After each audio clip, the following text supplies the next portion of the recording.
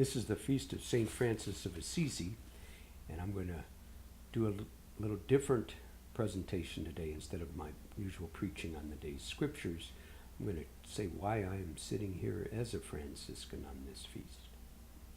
I was in our novitiate chapel on my knees, almost asleep in prayer before the Blessed Sacrament. It was the summer of 1972.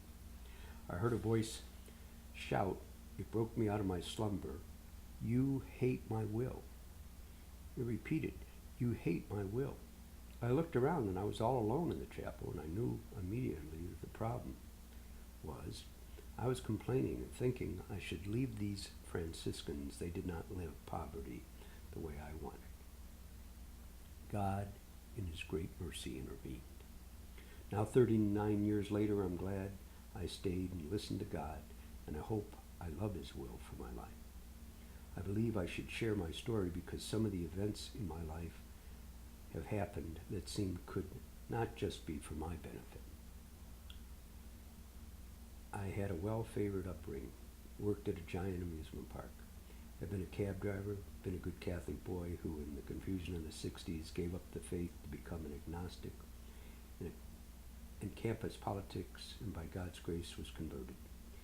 Then God let me be the first student in the charismatic renewal on our campus.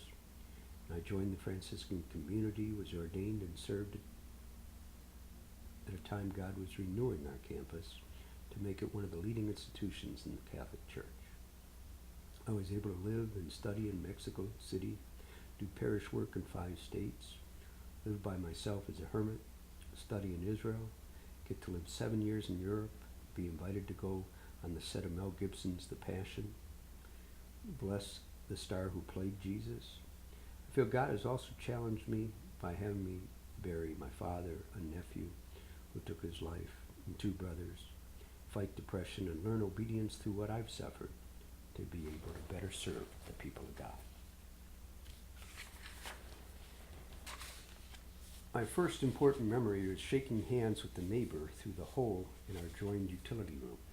We lived in a government project built for GIs and their families. My dad had finished college right after my birth. I was the second of 5 before we moved, and when I was 4,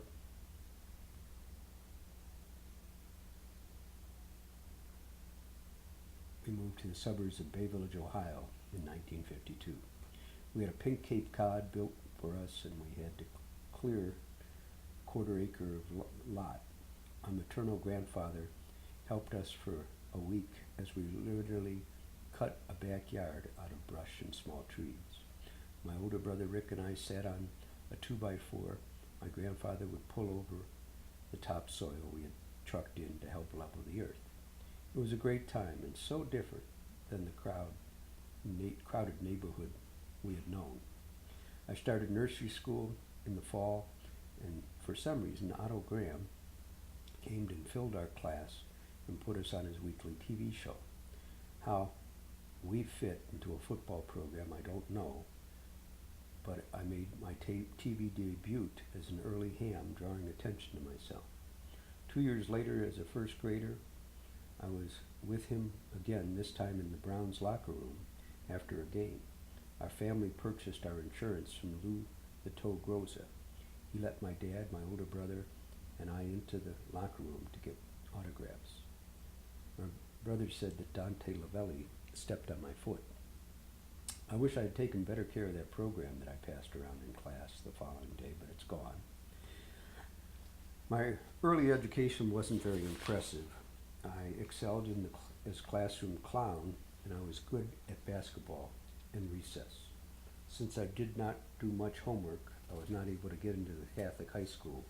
I studied little more in public high school, but more involved in yearbook, student government,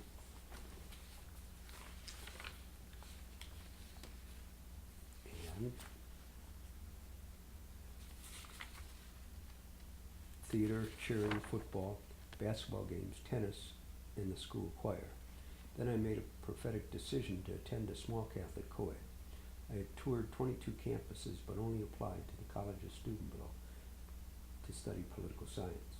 After graduating, I worked the summer at Cedar Point Amusement. After graduating from high school, I worked at Cedar Point Amusement Park, and then because my dorm was under construction, I picked up 3 more $100 selling Reader's Digest to local high schools. All I had to do was walk in and the English department reviewed their order. I and a few hundred men and women arrived in September to go through orientation in the fall of 1967. It would prove to be the calm before the storm. The middle of the 60s did not prepare us for the end of this turbulent decade. We would go from an area of dorm room checks to open dorms in less than 3 years.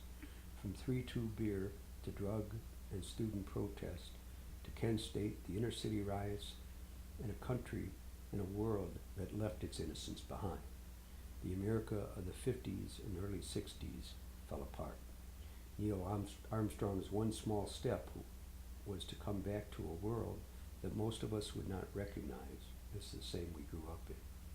Just as the colors and styles of the clothes of the 70s looked still funny to us who even wore them. I spent my first year in college searching for my identity. I got elected to student government, pledged a fraternity, played on the tennis team, and even became a cheerleader. In between freshman and sophomore year, I tried to sell encyclopedias that my father said, and then my father said he would keep me in spending money, and then I didn't have to work, and he purchased a red sports car for me and sent me to Europe to vacation with my brother, who was stationed with the Army in Germany. I came back to campus as a sophomore in a Triumph Spitfire, wearing a Deer Slayer hat and a coat from Carnaby Street, and smoking curved pipe. It was a declaration that I was cool. We had survived the summer riots. Now, student government sophomores would orientate the new freshmen. I gave the challenge speech at the end of the hazing, telling them from the bottom of our sign that when they got back on top, they would now be fully members of the College of Steubenville and be ready to face the challenges life would bring. I even impressed one girl by my oratory skills that we started dating. It was for the first time deep in love. It only lasted till Thanksgiving. I played tackle football with our fraternity, our pledge class against the class 2 years ahead of us. It was for a keg of beer. I was playing outside linebacker as I had in 7th grade. Problem was I played on the team where the heaviest you were allowed to be was 110 pounds. I tried to tackle a guy 270 pounds who was a high school star. It resulted in my bursting my bicep muscle. I had to have surgery to repair it. My new girlfriend would walk all the way to the hospital to see me. I was in heaven when she came.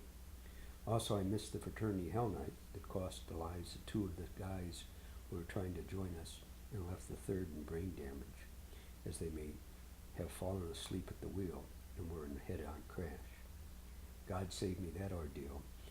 When I got out of the hospital, I joined our friars who were praying, my fraternity brothers who were praying publicly in a deep shock.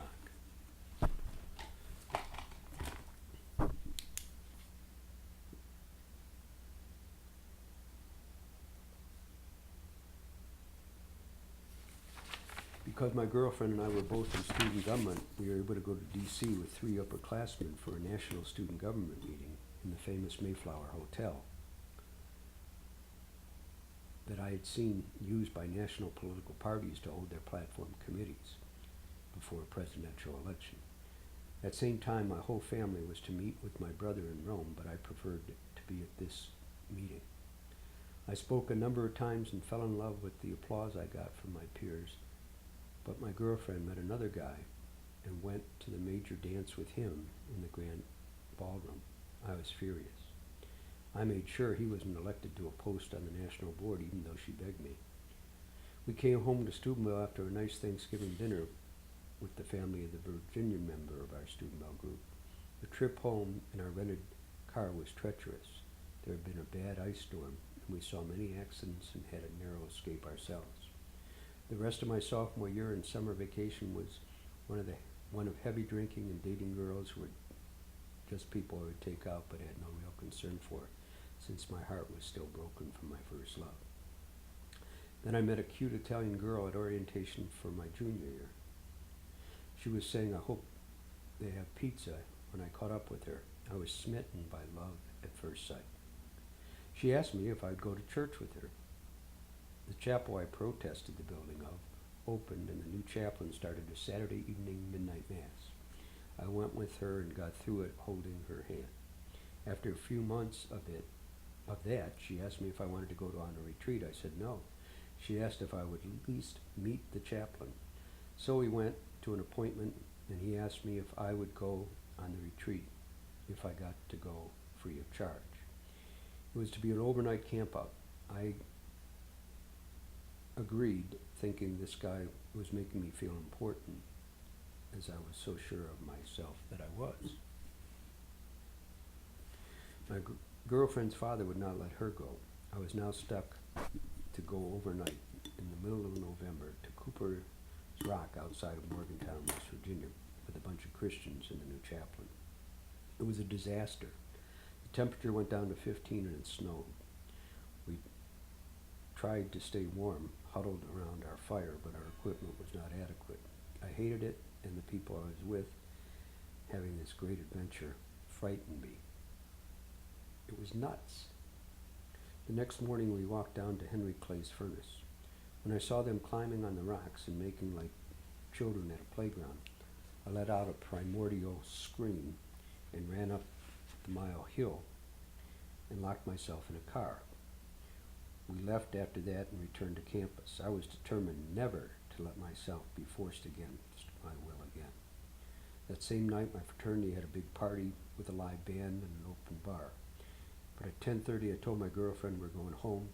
She asked why, because we both love to dance. I told her that I'm tired, the band's too loud, and it's your fault. I drove her home in a fit of anger and told her we were through. A priest who had befriended me told me I should call her up and apologize. Since the girl my sophomore year and I broke up, I had gone into a hole, and this new love was bringing me out. 2 days later, I broke down and called her up and apologized.